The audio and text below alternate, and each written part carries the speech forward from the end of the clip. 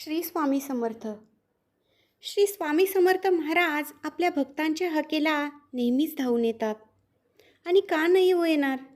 कारण जर आपली श्रद्धा स्वामींवर अढळ असेल तर स्वामी आपल्या प्रत्येक संकटात आपल्या मदतीला धावून येतात. अशी कोट्यावधी भक्तांची ही श्रद्धा आहे. स्वामींच्या चमत्काराचे आणि कृपेचे अनेक अनुभव आहेत. मी त्यातलाच एक अनुभव आज तुम्हाला सांगणार आहे. चोळाप्पा आणि पूर्णाचा अनुभव. श्री स्वामी समर्थ महाराज जेव्हा अक्कलकोटला आले तेव्हा ते चोळाप्पा नावाच्या परमभक्ताच्या घरी राहत होते. चोळाप्पाची घरची परिस्थिती अगदीच बेताची होती. एकदा चोळप्पाच्या घरी अत्यंत गरिबी असताना अचानक काही पाहुणे घरात आले.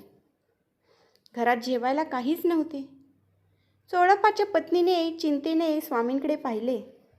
स्वामींनी त्यांना घरात जे काही थोडे पीठ आहे त्यात गूळ मिक्स करून पुरणपोळी बनविण्यास सांगितले. आश्चर्य म्हणजे स्वामींच्या कृपेने त्या थोड्याशा साहित्यातून इतके अन्न तयार झाले की आलेल्या सर्व पाहुण्यांनी तृप्त होऊन जेवण केले आणि तरीही अन्न शिल्लक राहिले.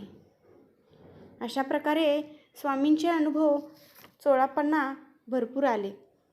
तेच अनुभव मी आता हळूहळू तुमच्याशी सांगणार आहे. श्री स्वामी समर्थ.